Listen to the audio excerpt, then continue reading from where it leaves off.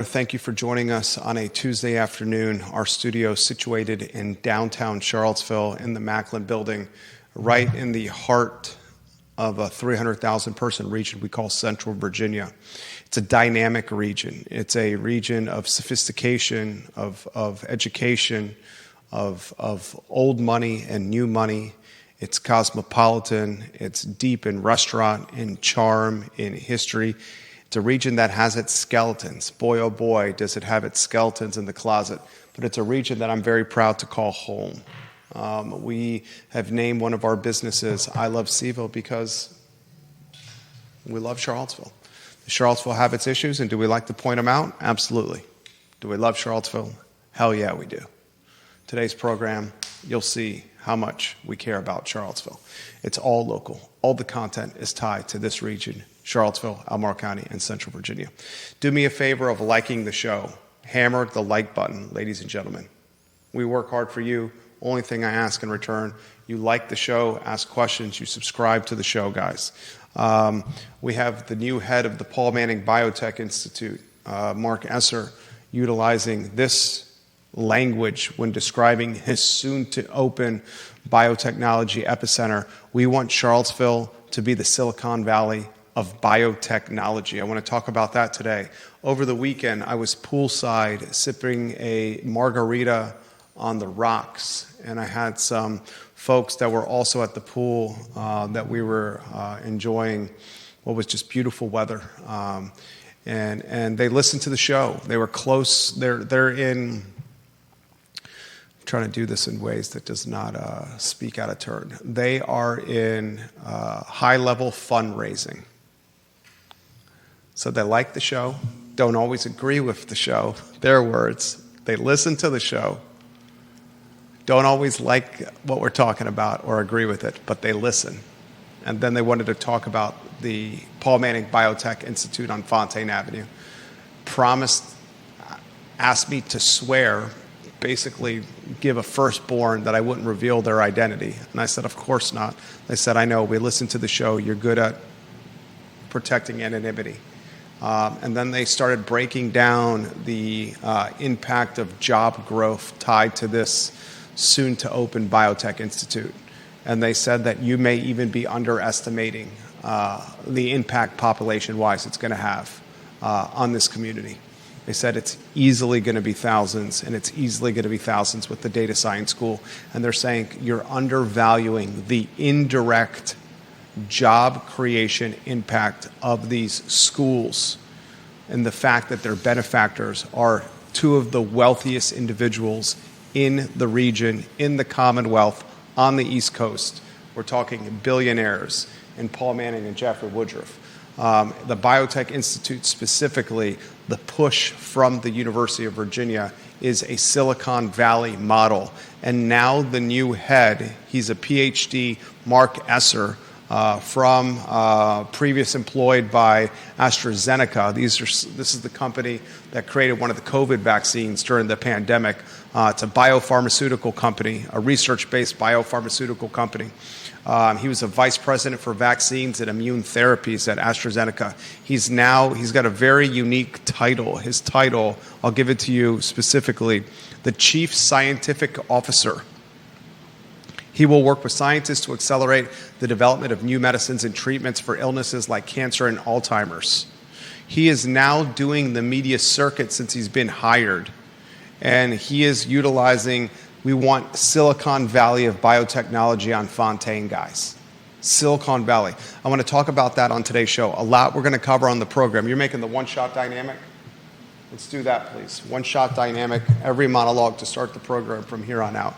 We're going to talk Albemarle County schools, spiting Trump, refusing to change, keeping whole truth history. Judah Wickower has that story. Are we not live on my Facebook page anymore, J-Dubs? We were when I checked. We're not live on my Facebook page. All right. We are live on I Love CVille Facebook, so you need to get mine up and running again, please. Thank you kindly.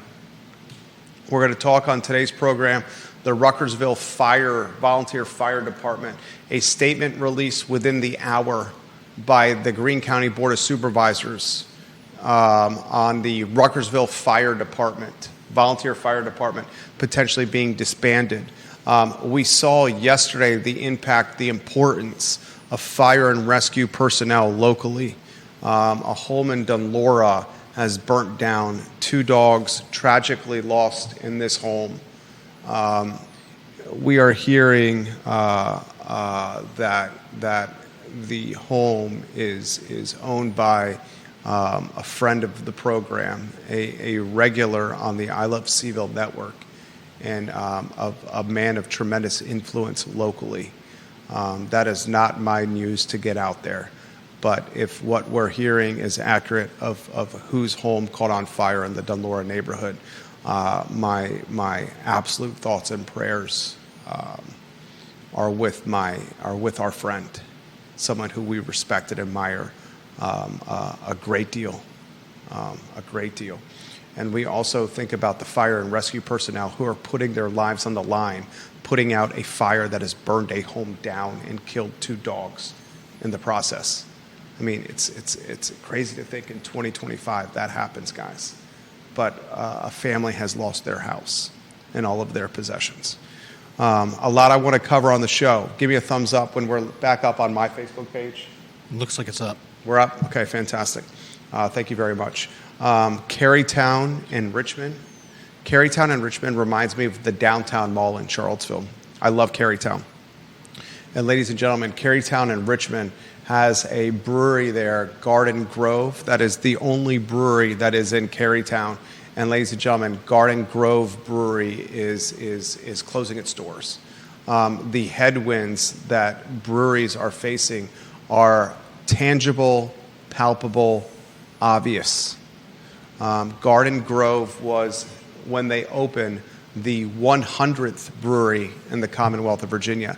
Now there's 350 breweries. And Garden Grove is closing its doors, choosing not to renew its lease, and pretty much going to asset sale. I would encourage all the business owners that are watching this program, before you determine that you want to close your doors of your business and basically do an asset sale. An asset sale is an equipment sale where you get pennies on the dollar. Before you get to that point, speak to a broker like me about selling your business. We've sold numerous businesses in Charlottesville, Albemarle County, and Central Virginia, especially over the last 24 months. We've cracked $4 million in total sales in totality of the businesses that we've moved, either brokered the deals on one side of the table or the other. More than $4 million in transactions. Before you get to the asset sale portion or time of your business's lifespan, speak to me, because there's always an opportunity to move in a brand, especially a business that has history, equity, brand equity, longevity, has a strong balance sheet, has detailed financials, has cash flow. I mean, you'd be surprised what's out there, especially for someone that wants to get into a business. Buying something that's established is always easier than starting something from scratch. A lot we're going to cover on the show. And really, speaking of breweries, I think at this point I can talk about this now. The talk, and I've heard this from a number of people, the talk locally is Star Hill Brewery in Crozet is laid off a good chunk of their workforce. 30 to 40 people laid off at Star Hill Brewery. Based out of Crozet, they got the tap room and dairy market. 30 to 40 people laid off at Star Hill. The talk is also that Star Hill Brewery is no longer going to brew its own beer. The talk is that Hardywood Brewery in Richmond is going to start brewing Star Hill's beer and then shipping it to their tap rooms for their beer tenders to pour pints to customers. That is, I believe, the oldest brewery, ladies and gentlemen, in Charlottesville. Star Hill, the oldest, started at West Main Street, Star Hill. South Street, the second oldest brewery. So I'm hearing that 30 to 40 people have been laid off at Star Hill, and that they have now done a joint venture with Hardywood, where they're basically contracting Hardywood to brew the Star Hill recipes in Richmond. and then delivering the beer to Crozet and to various tap rooms for beer tenders to pour pints for customers. Folks, the headwinds, palpable, tangible, and obvious for the beer business in the Commonwealth. A lot to cover on the show. A lot to cover on the show, including the People's Coalition protesting the expansion of the Albemarle County Jail. I was speaking to our favorite bank teller over at the bank we do banking at for the business, Judah, close to the office. First thing she mentioned to me, can you imagine expanding the Albemarle County Jail? They're going to make it so extravagant that people are going to want to commit crimes to go to jail. She literally said, I can't believe they're spending more of our dollars on expanding the jail. They're turning the jail into a hotel. Her words. Her words. The conversation I had when I was doing a deposit from a recent brokerage deal that we had finished. Viewers and listeners, like and share the show. We have, for those that need some flex space, some hybrid workspace, I have downtown executive office space that is available right now. Okay? Downtown executive office space that is available right now. If you need executive office space downtown, we have a couple of offices that are available right now that are very good deals. I'm excited to connect with the viewer and listener. Why don't we go to the studio camera and then go to a two-shot and let's welcome Judah Wickhauer into the program. John Blair, thank you for watching the show. We got a local newspaper, 2 local TV stations, a local radio station watching the program. We gave you a little bit of tidbit right there for your news cycle, Legacy Media, with the layoffs at Star Hill and what we're hearing, them no longer brewing their beer. That's a piece of fodder for your news cycles right there. Sarah Hill Buchensky, welcome to the program. The Queen of Jack Jewett, Carol Thorpe, Rob Neal, Jason Noble, welcome to the show. Bobby Yarborough, the King of Redfields, Carly Wagner, Johnny Ornalis, Gary Palmer, welcome to the program. A lot of viewers and listeners watching the show. Headline, most intriguing to you and why? Jack of all trades, Jack of all wits, Judah Wickhauer. I think the assertion that CVille could become the Silicon Valley of biotech is extremely bold. I believe the current biotech center is Boston. Obviously, gaining manpower from both MIT and Harvard. So he certainly has an uphill battle, considering it's not even built yet. He is on the tour of chatting with media about what his vision, Mark Esser, is for the Biotechnology Institute. Mm-hmm. We'll start with that topic. We'll thank Charlottesville Sanitary Supply for being a part of the show.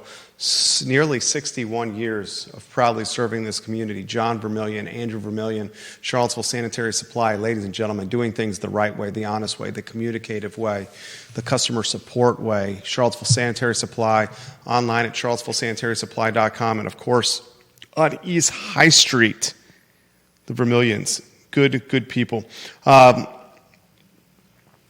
That's got to be the lead. When you hear the new head of the Biotechnology Institute say, we're going to make this the Silicon Valley, Charlottesville, the Silicon Valley of biotechnology, then, ladies and gentlemen, your eyebrows raise and your ears perk up.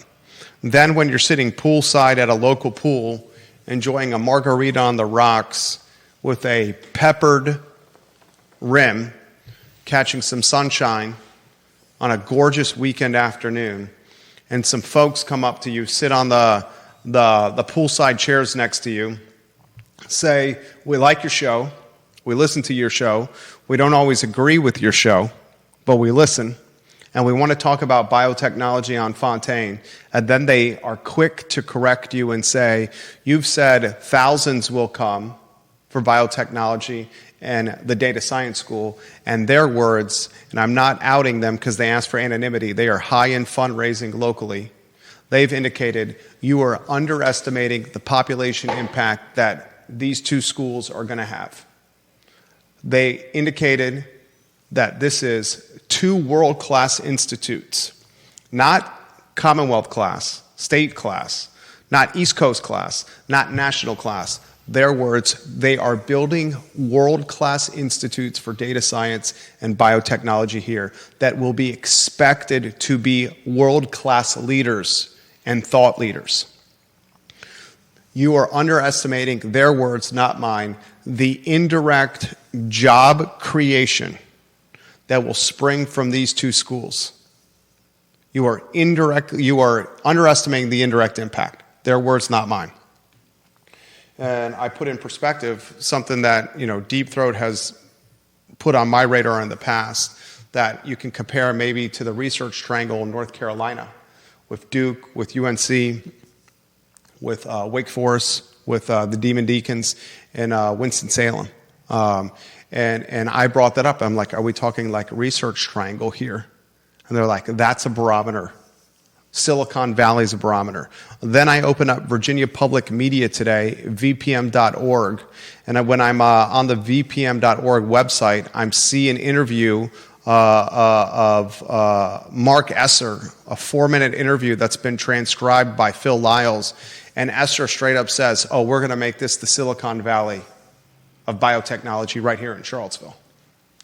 Okay, so this all happened, this headline, these people talking to me at the pool over here within a 72-hour period. Okay, let's get to comments here. Number one in the family, Deep Throat, his photo on screen. There is already a Silicon Valley of biotech, Route 128 corridor in the Boston area. By the way, $100 million for Manning Institute is impressive. But I'm going to butcher this name, so I'm not even going to try. Is it Hans-Georg Weiss gave a total of $650 million in the last 5 years for the Wyss Institute for Biological Inspired Engineering? Of course, if nobody at Harvard can get a U.S. government grant, maybe Mr. Wyss will have to look to UVA for his next donation. I think that's tongue-in-cheek from Deep Throat. He also says, kidding aside, the real job growth from an institute like this is not from the institute itself, but rather the companies that arise from it. Fontaine isn't that big. Where will these spin-offs go around here? Probably not shoehorn into CVille City. We have a lot of empty land around here. Will we get a whole new business district in the area? It's a great question. Yeah. That's a great question right there. Mm-hmm. I will say this, and I've had to learn about this space firsthand. We had a biotechnology lab, very established biotechnology lab that was renting wet lab space, and the biotechnology lab got significantly behind on their rent. Judah, you helped put how would you call the list of equipment we had to repossess in a kind of an outline of what we had? How would you characterize that Excel document you put together? Yeah, it was just a rundown of the who's who of biotech equipment. Yeah, repossess the biotech equipment to make up for back rent. Yeah. Then I had the dubious task, the challenging task of taking that bio equipment and trying to sell it in the aftermarket, the secondary market, the used biotechnology market. I'm like, oh my God, is this really what it's come down to? You're selling biotechnology to make up for back rent, biotechnology equipment to make up for months of back rent. And I was shocked at the end of fourth quarter of last year how quickly the biotechnology equipment sold. I'm talking $60,000 in equipment was sold in less than a month. $60,000 in equipment in less than a month, ladies and gentlemen, utilizing the I Love CVille Network in our reach. They were chomping. It was like flies on poo, swarming the equipment, ladies and gentlemen. Then Trump gets into office, the federal cuts start happening, and then the flies on poo became, what's the wrap that catches the flies that you hang on a front porch? Fly paper? Fly paper was out. There was no more flies on the poo. Trump comes out, cuts federally, then they straight up said, we got no discretionary money to spend. So in a 30-day period of time, $50,000, $60,000 of biotechnology equipment, literally like that, where I was stacking wet labs, various labs at UVA, up in 1-hour blocks and said, you have from 3 to 4 to look at this equipment. You have from 4 to 5 to look at this equipment. You have from 2 to 3. I was stacking them in blocks, and I made sure, and I did it on purpose. It's an old tactic to create demand, to showcase the demand. You see this with certain realtors with open houses or with prospective buyer tours. You stack them in 30-minute or 1-hour blocks, and oftentimes the next tour shows up early, and you ask them to wait right on the edge as the other tour is finishing to create demand. I did that over the course of a month, 50, 60K, easy peasy, Sunday breezy. Then nothing, crickets. One of the things that I noticed, that I learned from this experience is the wet lab space, the biotechnology space, the actual space needed to do these labs is very few and far between in Charlottesville and Albemarle County. So one of the conundrums, the hurdles they're going to have to clear is finding the wet lab space. And wet lab space is very unique. You need significant ventilation. You need oftentimes doorways that are large enough to get this equipment in. What is it called where a truck backs up to something and unloads its semi-truck? That space in a building, unloading its semi-truck? Like a bay, a loading bay? A loading bay with a lot of these wet labs you see. Because the equipment's large in size to get in there. And I was absolutely shocked with how expensive this equipment was. We had pieces of equipment that, had they have been purchased new, like individual pieces of equipment were 6 figures. Brand new, 6 figures. That's why they were chomping at the bit to buy from us.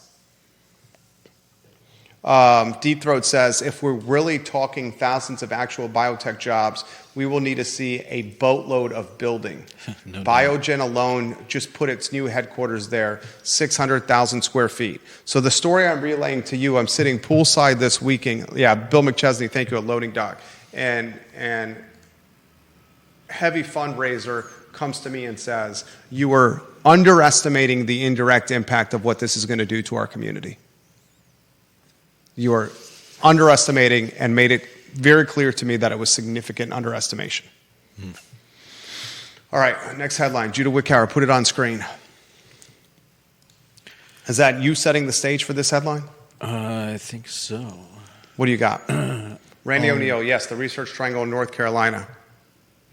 Bill McChesney, Loading Dock, you were 100% right. Tom Powell, the word on the street is the Ruckersville Volunteer Fire Department may be disbanded. And I agree. The Greene County Board of Supervisors, within the last hour, the press release issued about the Ruckersville Volunteer Fire Department was a big nothing burger. You talk about a press release that said nothing. We'll get to that story in a matter of moments. Judah Wickhauer, set the stage, set the stage, set the stage. I don't know if they're spiting Trump. I think the Albemarle County schools are trying to do their best for the students. In this particular case, I don't know if there's even a fight involved. Obviously, we all know that orders have come down from this presidency that schools should not be teaching anti-racist policies. Some of the other terms that have been used to describe it. And I don't know if what the Albemarle County schools are doing falls into that category. You're burying the lead. What's the lead here? The lead is that... First, you need to tell the viewers and listeners, so you don't bury the lead, of what the phrase means, the type of teaching. Whole truth history is, as far as I understand it, a method of teaching that involves engaging students, asking them to give solid proof for their opinions, and teaching them critical thinking skills so that they're not just parroting what they read in books, but they're actively thinking about what they read, what they hear, and forming opinions and discussing those opinions with the class and having discussions where their opinions may be challenged and they get to stand or fall on their ability to. It sounds similar to debate, where you're not just asked to to write a long essay, where you're actively working on adjusting your thought process, which I find. I like it. I like everything I'm hearing. I want students to fail forward. Yeah. I learned that phrase "fail forward" when doing the school tours for our soon. Goodness gracious, our oldest finishes first grade tomorrow. So our soon-to-be second grader who finishes first grade tomorrow. What a big boy! Few things in my life make me more proud than watching our two boys grow up and experience life. And in doing school tours with our oldest, we learned the phrase "fail forward." There's nothing wrong with failing as long as you fail forward. I was having conversations with clients yesterday. We helped them in a $1.1 million acquisition that closed officially yesterday. It was supposed to close a week ago, but as closings go, sometimes they delay. A $1.1 million acquisition. And I was helping my clients, and I said to the wife of it was a husband and wife that made the purchase. Now the real work begins. And she was like, I'm like, don't worry, I'm here to help. It's the consulting services we provide. We'll help make the business model, we'll make the business model go. And I explained, I've been doing this for 17 years. I've failed so many times in 17 years, but I've failed forward in those 17 years where we've utilized the failure as a lesson learned. There's various ways to get an education. There's the traditional ways of getting the education, whole truth history, as Judah outlined. There's ways to get an education, street smarts, practical experience, learning from a mentor, ways to get an education. There's failing over and over again, but as long as you take that failure as a way to learn something and improve your model as a way to get an education. Various ways to learn, ladies and gentlemen. Now, Albemarle County, this is what I want to see the story with Albemarle County Public Schools, okay? Albemarle County has been referenced by the Trump administration already. Albemarle County, the exact school name, Albemarle County Public Schools, has been utilized by the Trump administration in a release with its diversity, equity, and inclusion curriculum and a need to eradicate DEI from the curriculum, much like he's making a push with the DOJ and the University of Virginia. His order charged that Albemarle's anti-racism policy is based on critical race theory. Yep. Say it again for Sally in the back. Sally, Trump's order charged that Albemarle's anti-racism policy is based on critical race theory, which, from what I understand of critical race theory, I'm not a big fan of it. I believe it led some students to feeling essentially pointed at, bullied. You're telling kids that because of things that happened 50, 75, 100 years ago, you're a bad person. That's maybe a little simplistic, but I think that is largely what the problem that a lot of people have with systems like critical race theory. And I believe that Albemarle County has changed the way they teach. This is not critical race theory, and I'd be happy if our viewers care to chime in. I would love to learn more about what's going on, and parents of students, how they feel about Albemarle County schools and their teaching methods. But they changed the curriculum. No one objected at board meetings where they talked about it, and there's no evidence that there have been complaints since. And one of the educators there has gone on to say that there is no explicit teaching of critical race theory in the district currently. They also signed the certificates that were sent from the Trump administration, saying that they are compliant with Title IV. So, for all intents and purposes, it seems like Albemarle County is doing things right. And doing things right, is that the right way of putting it? Following what Trump is asked of them, is that a different way of putting it? That is a different way of putting it. Is that because right is in the eyes of the beholder? They're being strong-armed by the president to do it his way. I don't think there is a his way. You don't think there's a his way with Trump when it comes to schools in this country? I think there's a certain amount of don't do this, don't do that. Isn't that his way then, if he's saying don't do something? Splitting hairs, but yeah, I guess. Okay. So the curious thing I'm following is, do they keep towing the Trump line to maintain the federal funding? And the federal funding, while not the top funding for schools, the top funding for schools, of course, Albemarle County, but at this point, any cuts that a school district gets is going to have an impact. Any cuts at all. Oh, yeah, always. We don't know if those cuts would survive a court challenge, but I don't know that the executive office has ever or should have a whole lot of say in how elementary schools teach kids. Yeah, the point I made, and this is not about liberal or conservative, Democrat or Republican, pro-Trump or anti-Trump. It's not about that. I don't think Trump should have a say in what the University of Virginia does operationally. I think that say should come from the Board of Visitors who report to the governor, but the president should go in, for lack of a better phrase, trump what the governor wants or what the BOV wants, and that's what he's doing.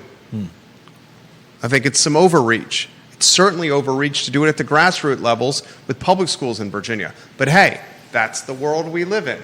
Yeah. That's the world we live in. The rules of the game have changed. And that's life. So the winners and losers. Winners adapt to the rules, losers don't. That's life. There's always winners and losers, ladies and gentlemen. John Blair, number 2 in the family's got this comment. On the first topic with biotechnology and Fontaine, John Blair is offering a comment on. Deep Throat is 100% correct, John Blair says. Academic institutes are not economic development engines in and of themselves. You will need not only a special land use business district, but you will need a financial ecosystem for startups that capture the research spinoff. 1,000%. 1,000% correct. 1,000% correct. If you're just tuning into the program, the new head of the Biotech Institute, Mark Esser, says we're going to turn this into the Silicon Valley. Charlottesville is going to be the Silicon Valley of biotechnology.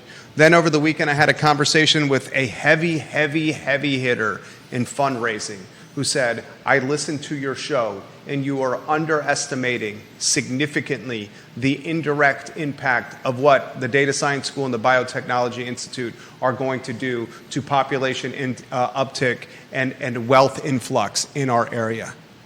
Significantly underestimating his words, not mine.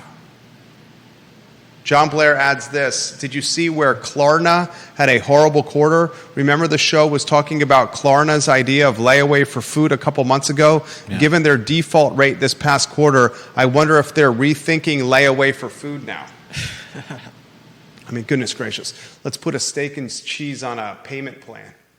Give me $2.50 a month for the next 5-6 months. Of course that's going to fail. What is the collateral for the steak and cheese? You ate it, it's in your belly, it left your body, and you flushed it. How can you get the steak and cheese back? This deal that we just closed, if the seller finance deal doesn't work out, you take the bricks back if you're the seller.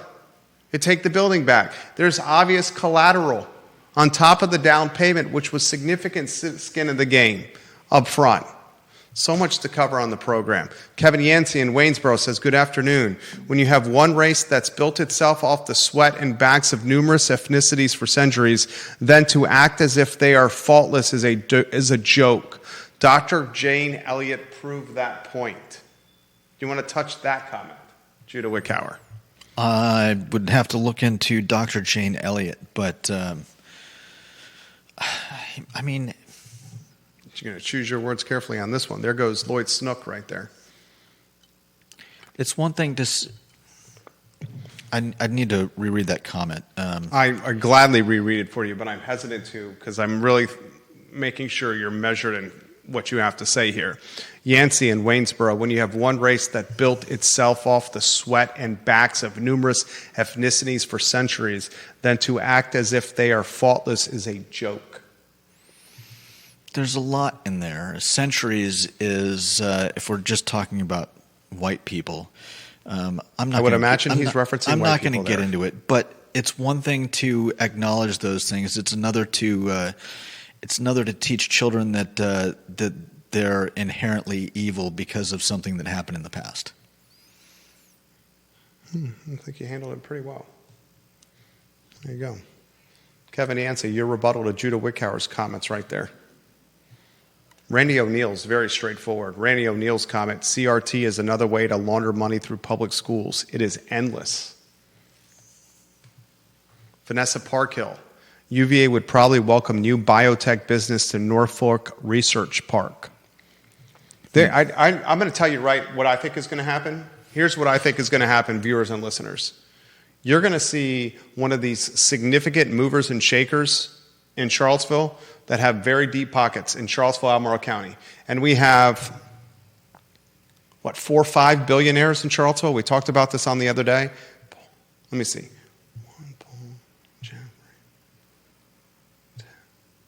4 billionaires? Was it 4, Deep Throat? Did we get to 5 with our number? I'm putting Pete on the list, Pete Snyder of billionaires in Charlottesville. Did we get to 5 or was it 4? The wealth in Charlottesville is going to build a biotechnology campus or epicenter. And they're going to they're going to create the buildings, do the plans and the layouts with wet space in mind. Wet space is so few and far between. You guys want a way to make a lot of money locally? My business, how we make money is real estate. You find wet space in Charlottesville and Albemarle County that is currently vacant and unrented. Tell me, and I'll give you 10 tenants tomorrow that are willing to spend $30 plus a square foot, $40 a foot for that space. Tomorrow, I'll have 10 options for you at $30, $40 a foot. You build wet space for what's coming, various size wet space, small team, middle teams, large teams, you will stack paper. Stack paper, ladies and gentlemen. Mark that down. Mark it down that you heard it here. James Watson, does biotech depend heavily on federal funding and grants? Where does the revenue come from? Mark Esser, the biotechnology head at UVA, says the federal funding is to be determined. He was literally asked that question. And remember, Paul Manning's facility is going to be 350,000 square feet and 4 stories, and it's going to host cutting-edge technology, world-class technology. The federal funding, he said, it's too early to tell. The University of Virginia, he says, is continuing to monitor all the actions and policies coming from the federal government and will continue to do that and work closely with policymakers and our funders at NIH, the National Institute of Health. He was then asked, what kind of impact will the cuts do to the industry as a whole? He says it's too early to tell, but that funding from the NIH to fund basic research is truly foundational. The new knowledge that comes from basic research is what fuels the whole drug discovery and development paradigm and industry. So that funding is critical to not only fund that research, but train and develop new scientists and physicians. So James Watson, that's a great question. Ray Cadell is watching the program. 10 minutes ago, Ray Cadell, his photo on screen. He's a real estate broker. 10 minutes ago spoke with one of my investor clients about the Manning Institute story. He said, let's buy right now. That's a real estate broker saying he had a conversation 10 minutes ago with an investor client about looking to buy right now. Curious to see the impact this has on the Fry Springs neighborhood, around Fontaine. Very curious to see that impact.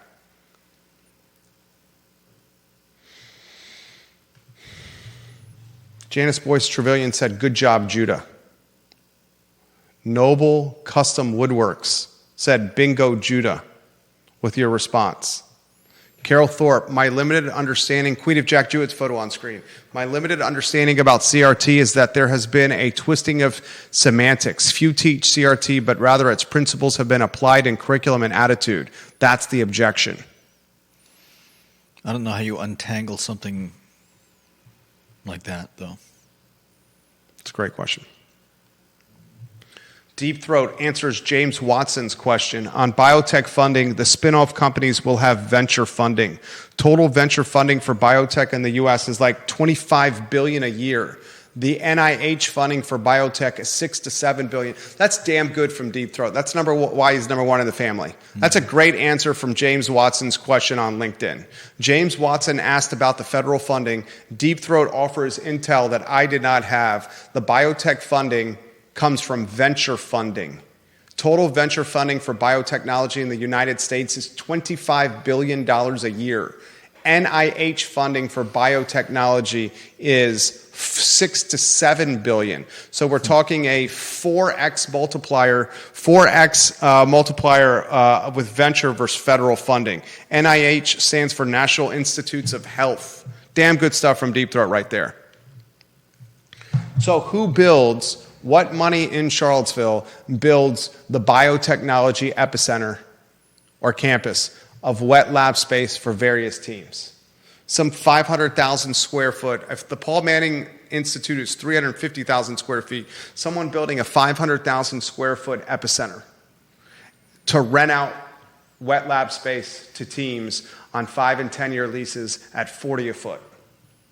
If you're first to market and you build that lab, that epicenter, you can command pinnacle dollar, top dollar, because there's no, you guys don't understand. The customization needed for wet lab space for biotechnology it's extremely custom. It's extremely custom. This isn't like just a white box that you have in a building and someone moves into a white box and makes it their own. It's extremely custom with the ventilation, extremely custom with the water. The lighting is an issue. The loading, getting in and out of the space is an issue. It's extremely custom. Somebody does this, 40 a foot is easy to lease. Easy to lease at 40 a foot. Kevin Yancey pushing back on Judah Wickhauer and the other viewers and listeners. Judah, is it okay for ethnicities locally to have grandparents or parents who have firsthand experience with blatant racism, less because someone feels bad? Isn't that...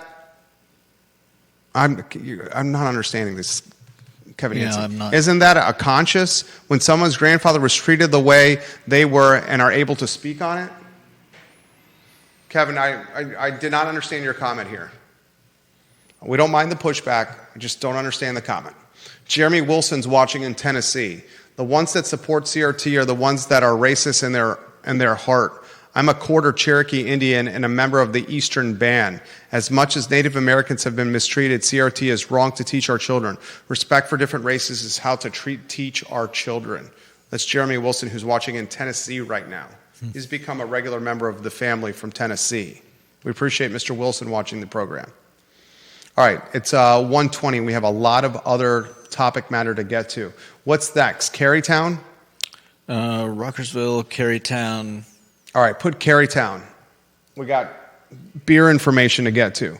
Carytown in Richmond. Have you been there? If not, it's awesome. You should go. I love Carytown. Get brunch at Can. Walk up and down Carytown with your kids, with your spouse, with your partner on a date, a family day, whatever you want to do it. Carytown in Richmond's eclectic. It's charming. It's got personality. It's got je ne sais quoi. This is where Judah usually laughs with me using that. I think you actually used it correctly this time. Oh, thank you very much. It's got a lot of pizzazz. Not only am I commandeering words from the English language into Jerryisms, I'm commandeering phrases from the French language into Jerryisms. But apparently I used it correctly this time. Unfortunately for Carytown lovers and goers, Garden Grove Brewing is closing in June, a month from now. It ends a 10-year run on Cary Street. The owner says, we're not going to renew our lease.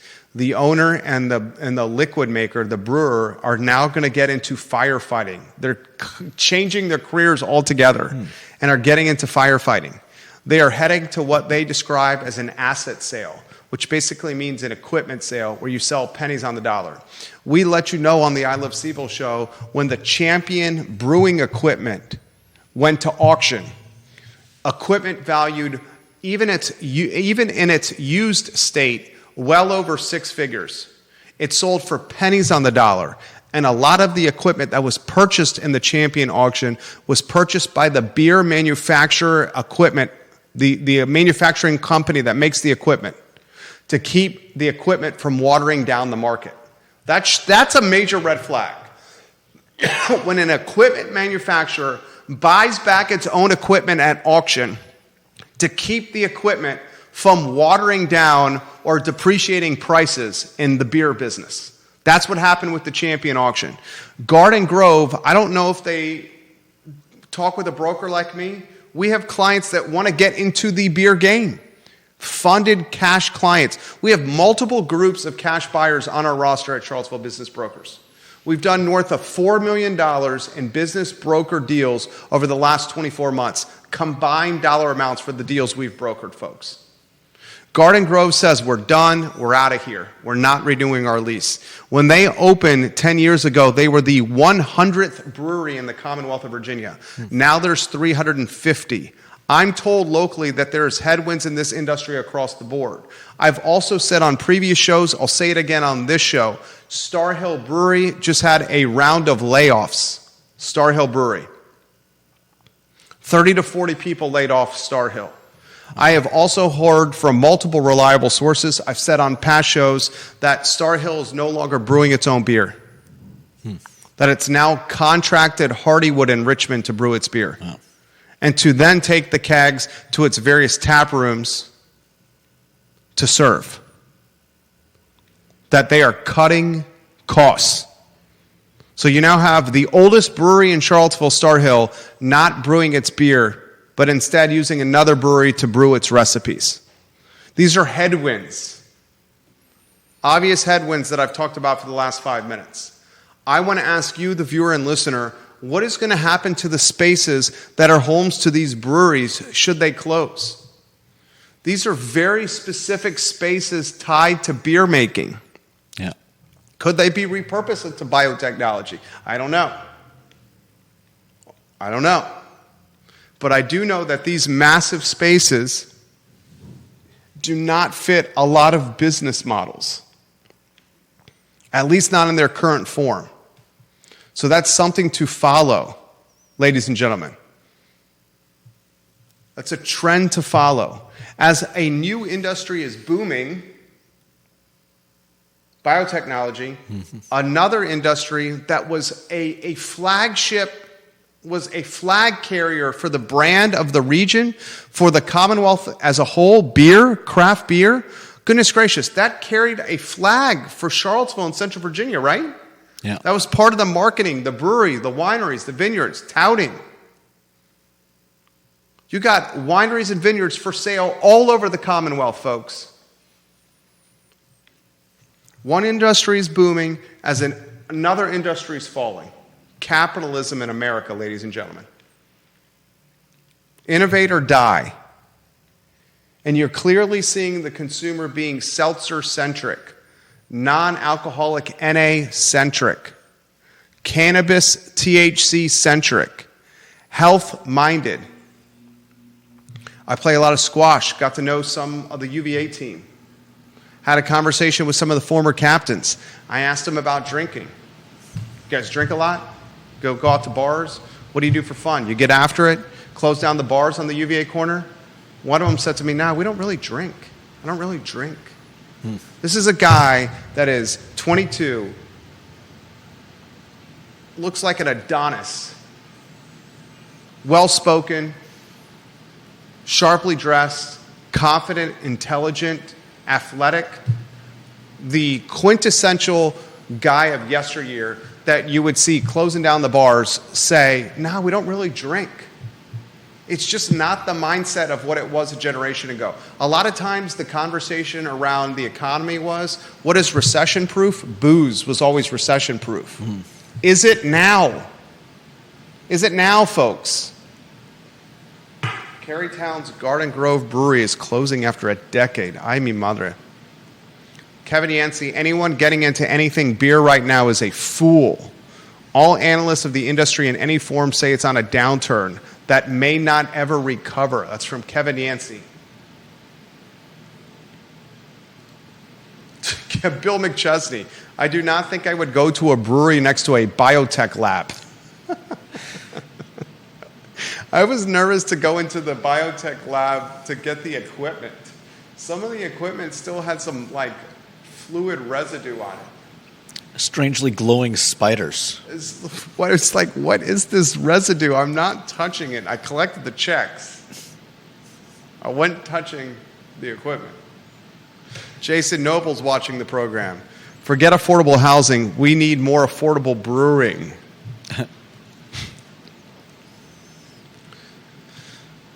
Man.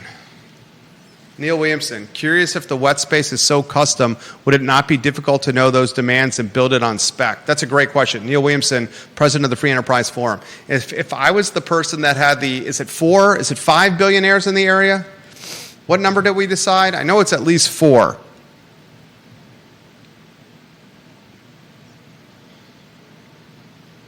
If I was the money behind building this wet space, what I would do is I would work with somebody like me, find the partners for the space in advance, and then build the wet labs out to spec on what they want. Yeah. And then I would form a JV with the potential tenant of the wet lab space, and I said, I will build this to spec for you, but you're going to contribute to the build out. I'll give you some build out allowance, but you're going to contribute to the build out over this threshold. But we'll build the space out spec for you. It'll be close to Paul Manning. It'll be close to where the students are. You can get some student interns. You can create a pipeline and a funnel, but that's how I would do it. If I had an infinite pot of money and I wanted to build a model like this. And I swear to God, First to Market's got $40 a foot lease, no problem, all day, every day, twice on Sunday. 5% escalators every single year. Deep Throat. You wonder if the land Graystar is using would have been more profitable developed into 30-acre biotech zone. Certainly would have been better for the community. Yeah. That's for damn sure. 525 units on the bypass on Old Ivy Road on 30 acres. 525 units. That's insanity. Insanity. Kevin Yancey, for the record, Hardywood Brewery is less than 12 months out of its own financial crisis. That is true. I'm not going to... I said this months ago that there were local breweries that were facing significant headwinds, but I wasn't going to name them by name. Today I named Star Hill and a layoff of 30 to 40 people, and the fact that beer was being now outsourced for brewing by a brewery in Richmond instead of the headquarters in Crozet. There are others locally that are in financial peril, ladies and gentlemen. And I'm very curious to see what happens with the spaces. Very curious to see what happens with the spaces because they are very unique. Next headline, what do we got? Judah Wickower, Jack of all trades, Jack of all wits. Let's see. People's Coalition protest expansion of AlbCo jail. First conversation, I go to the bank today. I like to do my banking in person. Like to know my branch manager. Like to know my relationship banker. Like to know the tellers. When you go in to deposit company checks, right? They say, oh, you know Jerry. You work for Jerry. Is that what they say to you? More or less, yeah. Right? You say you're Ty, you work for me. They're like, oh, we know. We know what account to go in. We know Jerry. Because I go in there. I intentionally, strategically do FaceTime with the money people. It's a strategy. It's not the most efficient use of my time. But I go in, I know them. I know their names, their children's names, their hobbies, their interests, what they like to do, their grandkids' names. I have a relationship with them. They ask the same of me. So when it's time to needing money for something, there's no ice breaking that's needed. It's already there. Already there. I go in today to drop off a check from the brokerage deal. First thing they say, can you believe the jail wants to expand? She says to me, geez Louise, Jerry, do a podcast on criminals wanting to commit crime to go to this 5-star hotel we call an Albemarle County jail. Her words, her words. She says, and isn't it a better use for seniors in our community having that taxpayer money go to some resources for us as seniors than to go to the jail? Her words, not mine. Set the stage for the jail. Set the stage for the People Coalition.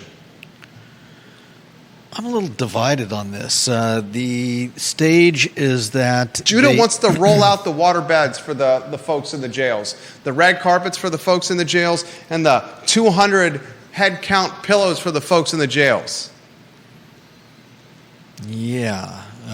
Okay. They protested. The People's Coalition protested in front of Charlottesville City Hall on Monday. They are not happy, as Jerry has posited that the woman at the bank is also not happy that we are going to spend $73 million to expand the Albemarle County Regional Jail. They think that the money can be used in better ways. There's an article that gives almost no information about any of this, but if you look up their website, I find it very interesting. It's not so much that they don't want. It's not so much that they don't want to spend the money on the jail. It's that it's a lot of money, and with the number of people in the jail decreasing, they don't think that that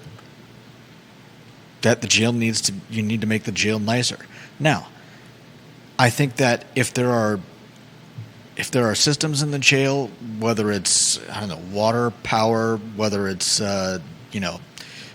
old moldy equipment, I think the jail should at least be serviceable. I'm not gonna argue whether $73 million is too much. $73 million dollars. But what they want, $73 million. That's more than 10% of the Albemarle County yearly budget to run the jurisdiction. They want to spend the money on programs that keep people out of jail rather than spending the money on the jail. They want to spend more money on mental health services, restorative justice programs, and other support services.